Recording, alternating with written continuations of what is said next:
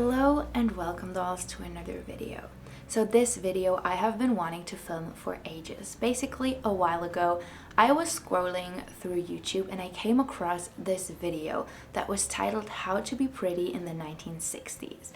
I obviously clicked on it and it basically had a 60s makeup tutorial, a little bit on hair care, and it really brought me down an entire rabbit hole. So all of these videos are by a website called Glamour Daze. It is amazing. I'm just gonna link it down below. You will find so many things about the 60s, the 70s, the 20s, the 30s. And one part of this website is this giant archive of vintage films, movies, and adverts. So I now have this video here with me. It is about 2 minutes long and it is from a beauty school filmed in 1960. And today I want to follow this makeup tutorial. I just want to preface this by saying one thing. This makeup is fairly different to what I usually do. So when you see me do my makeup looks with the cut crease and everything, that is more of a mid to late 1960s look. The bold cut crease and the huge lower lash lines weren't seen until the mid 1960s. So this video, because it is from 1960, is definitely more of a subtle look. You can see a lot of 50s influence in it, but I just really thought it would be fun to recreate it. So yeah, let's just see and learn how to be pretty in 1960. There are ways and ways of putting on the base. The correct way, dab it on in spots, then smooth it in. Okay, so they're going right into it. As said, this is from a beauty school, and the first thing that they do is to just use their hands to apply foundation. I just zoomed you in a little. I'm using this foundation. It is Micello. I have worked with them in the past and I actually really like the product. How do I go about this? I'm usually using a sponge, so I'm just gonna put like a little bit on the back of my hand. I feel like that's already too much. So they basically put everything everywhere. I'm not gonna put anything below my bangs. I just never do. Usually I don't do that high of a covering makeup every day. I think it is interesting that this is how women were taught to do their makeup before there was YouTube or so. Basically, I learned all of my makeup skills from YouTube, but let me know about you. Okay, and then she just like dabs it on. I don't know if it's actually, this seems like it's not going to go as even. Oh, I think I also put a little much.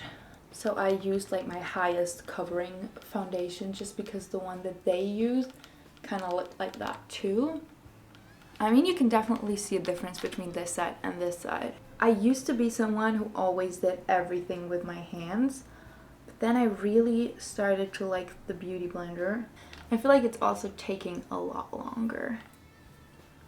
I applied moisturizer underneath. That usually helps me get a little more of like a smoother finish. And it looked like this woman had like some cream or something on her face, so I hope it's okay that I did that. There we go. Step one is done. Let's see what else we need to do to be pretty. And I just want to say, that's insane. You don't need anything to be pretty, but obviously the 1960s, it was a different time. Yeah, they titled this How to Be Pretty, and I'm just gonna follow it. I just want you to know you are beautiful without makeup, and you are beautiful without doing any of this. I just thought it was a fun little thing to try. Rouge should be applied in 3 dots on the cheekbones, fairly high near the eye. I have 2 colors. From what I see these girls doing, I think that the pinker kind of shade, the lighter one, would work better. 3 dots, fairly high by the eye. I usually go kind of like this, and I think that that's sort of what they do too. I'm just hoping for the best here. 1, 2, 3. I feel like this is very high up. I hope that's what they meant. And then they're of course using their fingers too. Wow, this is quite covering, but by the eye, so they're like taking it up too. I do like the shade of blush a lot. I think it is very nice and natural. So far this isn't too different from what I'm doing. I would usually probably go over this with like a brush or something. Also, I uploaded my everyday makeup routine last week, so I'm just gonna link that here if you want to see what I'm usually doing, because it's kind of what I'm comparing this look to. Then there's eyeshadow, which should be stippled on under the powder, close to the lashes, and blended up and out to the upper corners of the eyes. So I saw that they were using this really light blue. I actually went through this video yesterday, wrote everything down that I needed to get. I was very determined to make this happen. I bought this eyeshadow because the color was the closest to what they are using, and because I never had a light blue eyeshadow and I'm missing it. I only have one that is kind of green toned. So they're not doing that much, and they're of course putting it on the finger close to the lashes. And then blend it up. I think I need a little more.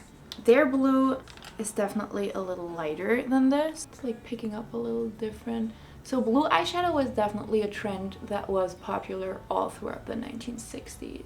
Okay, I feel like this is kind of the look that they went for. I mean, I like the idea that they're putting it up like this because it definitely kind of creates a blended look. I also wore light blue just to match this eyeshadow today. Look at how highly pigmented this is. On my finger, this shows up very well. Let's do the other eye. I should have brought something to wipe my hands in between doing this. Okay. I mean, I like it. It is kind of subtle, but it's definitely a cute look. Powder is the one thing to use lavishly. Let it stay on for about 5 seconds, then smooth it off. The use of powder makes me a little anxious, and I just have to be fully honest. I bought this powder solely for recreating this, as well as cotton rounds, because they were using it. Usually I don't use them. I don't think it's the most eco-friendly thing, but I thought if I'm going to do this, I'm going to do it correctly. Okay, I bought a loose powder, of course, and they say to use it lavishly, and just the amount that they put on the face. Oh, I need to open it. It's still sealed. I usually don't wear powder. I actually thought that it might be nice some days to use one. I just hadn't bought one in ages. Oh, it has like a little pad within. So what am I doing now? I am still, even though there is this thing in it, I am just gonna use the cotton round because they say that's what I'm supposed to do. It's still sealed. I'm sorry, I should have prepared better for this. Powder is coming out immediately. Okay, let's see. I also should open the cotton rounds. When I was a kid, my mom used to use them and I loved the feel of them. They're so soft. This is something that if it wasn't making so much waste, I would love to use them. I would probably use them more. So the amount that they're putting on is concerning. Oh yeah, I remember this feeling on the face. I loved this as a kid. It's still quite the nice feeling though. I feel like they're putting even more. I'm just gonna put some everywhere. This is so much powder. I don't think I can do as much as they're doing. They like have whole bowls of powder right in front of them. Okay, I think that's as good as it's going to get. So after 5 seconds, you're allowed to take it off also. That's what the cotton round looks like now. So I'm just gonna use a fresh one to take it off, hoping to look a little less matted. I mean, in theory, I like what powder does. I just think it is matting you down so much. But one thing that I'm gonna say is that it definitely helps with the vintage kind of look.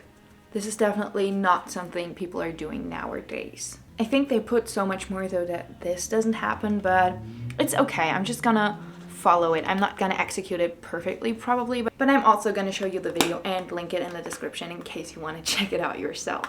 Then comes the mascara. It's better put on in 2 thin coats than 1 heavy one. I like the idea of doing 2 thin coats. I think they're using black. I'm just gonna use the one that I usually use too.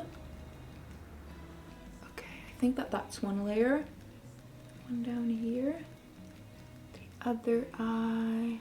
I think the way that this makeup is made and with like the matting down and the amount of powder, that actually makes me feel like I could have used more blush. But here we are. But I think that that's why sometimes when you look at pictures, especially of women in the 50s, I feel like sometimes they appear older than what they are. And I think it is this makeup. At least partially. Doing a second coat. I'm definitely seeing a difference between the side with the one coat and the two coats, so this might be a good tip. To apply the lipstick, the girls are taught to use a brush. By brushing the lipstick on, it stays better. And if you can wait 5 minutes before blotting, then do. Okay, I forgot that I need a lip brush. I'm just gonna be back in a second. I also need to wash my hands. I'm back. I brought a lip brush. I just saw myself in the mirror downstairs, and I'm excited to see where this look is gonna go. It's definitely different from what I usually do. I have two lipsticks here. Can you tell I went on a little drugstore shopping spree yesterday? This one I think is just too red and dark. So I'm just gonna go with this kind of pinky color. It's a crayon, so I usually just put this on my lips directly, but they don't want me to do that. From what I can tell, they're not overlining the lips or anything. I'm just gonna try. Oh, I need a lot more. I mean, I like the idea of using a brush. So as some of you probably know, I used to work in the movie industry. So I have a few friends and know a bunch of people who are like makeup artists for movie sets, and I always use brushes. And I think one part, it's obviously because you have different people coming in, but one of my friends told me that it will also make your lipstick last longer and the lipstick will not go bad, because apparently after a year you should throw out your lipstick, but if you never touch it with your lips, just with a brush, you can use it for longer. I feel like the one that they have is a lot more pigmented, and while I bought this for the video, I didn't want to buy something that I'm not gonna use, so I thought that this was a good one because I really like the shade, and this is very close to what they're using in the video. The more I go over it, it's definitely building up, so I feel like this is kind of what they are doing. But of course, they're not gonna leave it like this. They are putting powder on to blot it. Okay, I'm just gonna use another cotton round for this step. I mean, the whole idea basically is to make this makeup as matte as possible. But this also helps to keep the makeup in place. Finally, a light powder over with a compact. Yeah, you probably already guessed what's next. Powder on the lips. Yeah, I guess they really loved the powder. I never do that because I like to have a little bit of shimmer on the lips. I usually go for a matte lipstick, but then I don't blot it or anything. So let's see. Okay, I think that's what I'm meaning to do. I think it is interesting how both the blush and the lipstick is now looking so much less pigmented, obviously because you always put the powder on top. Okay, and that's the makeup look. There's also a portion on hair where they do rollers and then brush it out. He's kind of aggressive with the way he takes care of their hair. He says that a woman's beauty should be crowning and all that kind of stuff. So there wasn't any eyeliner or anything. One of the girls in the video though definitely wore eyeliner. I don't know if that's a different kind of video or if she just did that. Yeah, this is the finished makeup look. What do you think? I'm actually kind of surprised. I do like it. I think it is a lot more subtle yet more than what I usually do. So I think it looks a lot more like I'm wearing makeup because usually I keep my skin a lot more natural. But I do like the light eye makeup, and I actually think overall this is a kind of nice look. You can definitely see the 50s influences in this look.